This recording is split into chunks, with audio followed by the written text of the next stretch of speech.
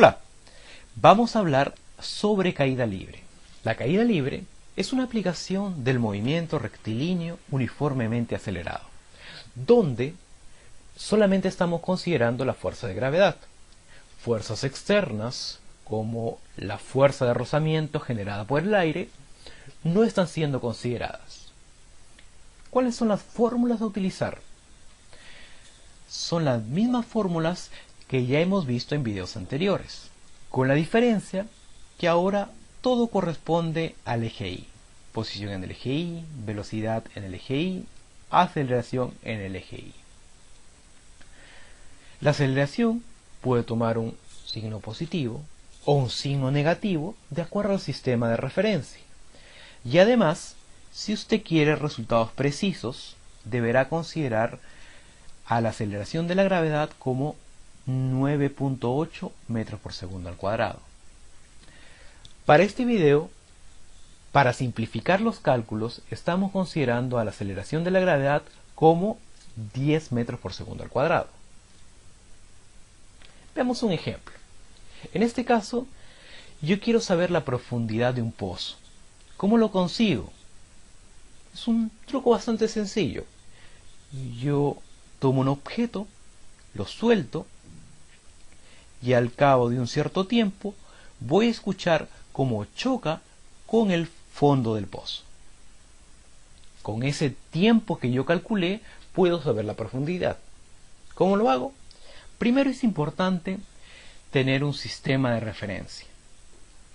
Este sistema de referencia debe coincidir con el punto desde el cual yo solté el objeto. Nuestras fórmulas anteriores nos dicen eso. Nos dicen el sistema de referencia, o mejor dicho, el origen del sistema de referencia debe coincidir con el inicio del movimiento.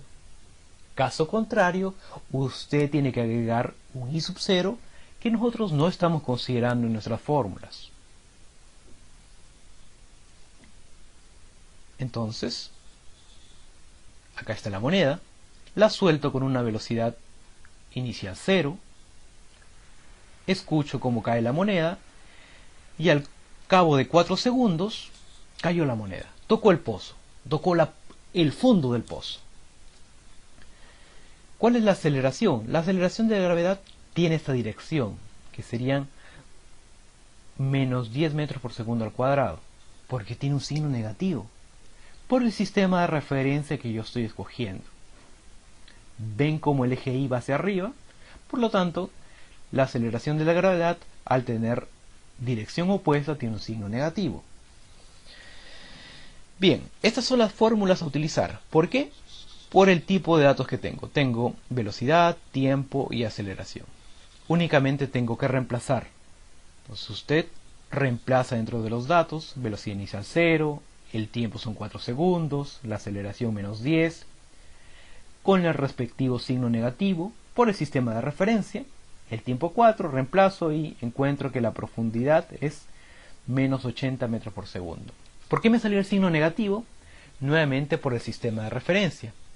Yo estoy diciendo que desde este punto hacia arriba, todas las posiciones son positivas. Desde ese punto hacia abajo, todas las posiciones son negativas. El fondo del pozo se ubicó en menos 80 metros. Un ejemplo diferente, igual muy sencillo. En este caso tengo una pelota. Esta pelota está siendo lanzada hacia arriba. Va a llegar hasta un punto más alto, luego va a comenzar a caer. Así es simple nuestro problema. Tenemos que obtener alguna información. Nos preguntan la altura máxima alcanzada y el instante en que lo alcanza. ¿Okay? La velocidad cuando la pelota está a 5 metros sobre el barandal, es decir, este sería nuestro barandal. ¿Cuál es la velocidad cuando está en este punto más o menos? Y 5 metros bajo el barandal, cuando está en este punto aproximadamente. Bien, comencemos a analizar. Importante, sistema de referencia. Nuevamente lo recalco. Según las fórmulas que yo estoy planteando, el sistema de referencia tiene que coincidir con el origen del movimiento. Por eso pongo el sistema de referencia en este punto. Luego me pregunta por la altura máxima alcanzada.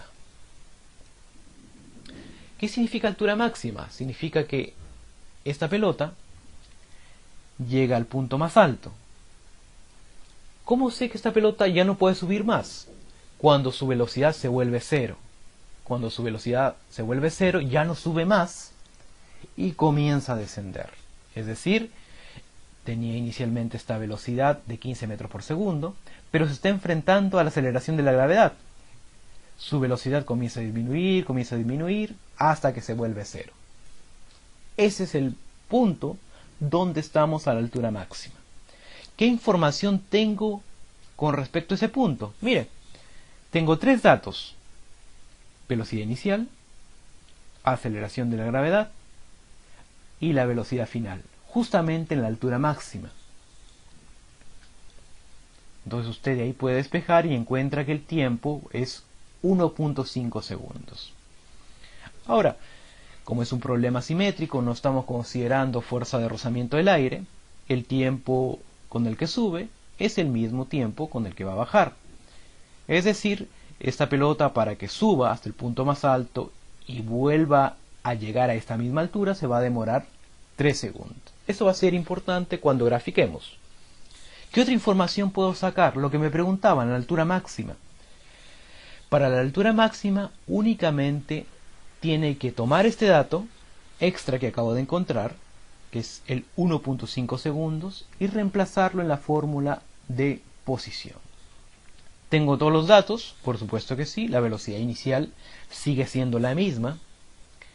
Esta velocidad no va a cambiar durante todo el problema. Es el mismo problema, entonces siempre tenemos la misma velocidad inicial. ¿Cuál es el tiempo? El 1.5, el que demoró hasta llegar al punto más alto. La aceleración, los 10 metros por segundo al cuadrado. Reemplazamos y encuentro que la altura es 11.3 metros. Bien, respondí el inciso A. Ahora, la siguiente pregunta es: ¿cuánto es la velocidad cuando está a una altura de 5 metros? Bien, entonces tenemos que utilizar esta fórmula. Ahora, acá hay algo importante.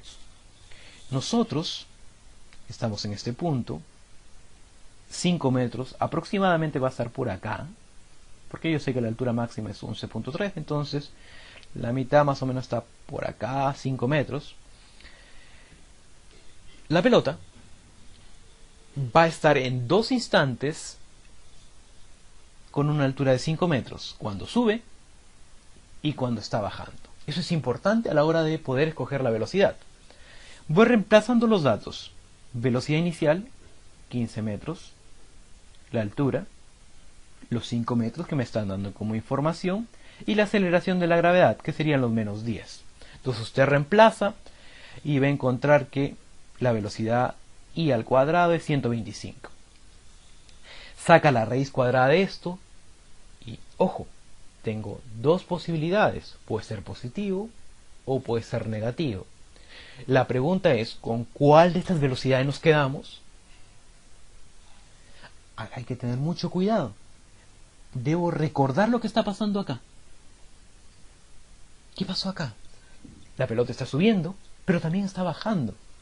Entonces, las dos velocidades, es decir, la velocidad cuando sube y la velocidad cuando baja, son válidas.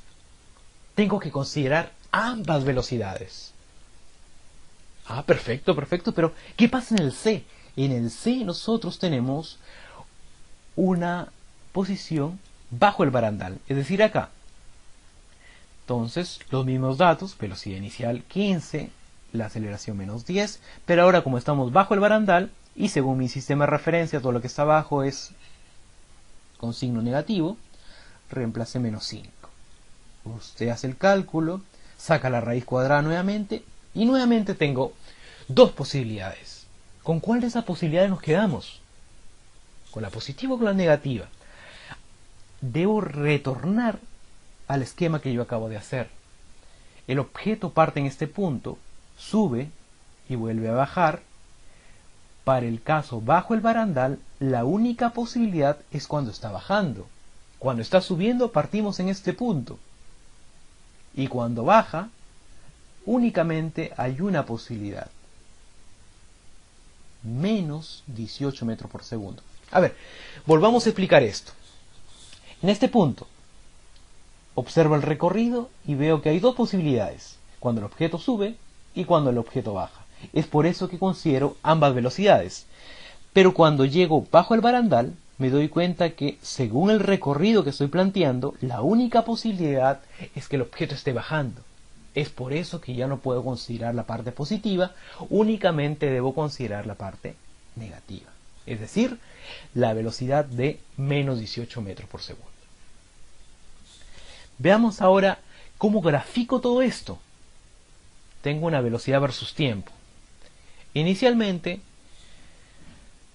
la velocidad era 15. Luego comienza a disminuir, hasta que llega al punto más alto. ¿Qué pasaba en el punto más alto?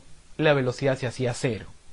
Y después seguía disminuyendo, hasta que supuestamente va a chocar con el suelo.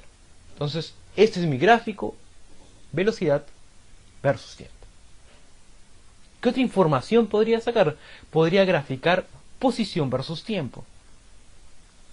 ¿Cuál es la posición inicial según el sistema de referencia que yo estoy utilizando? La posición inicial es esta, es 0.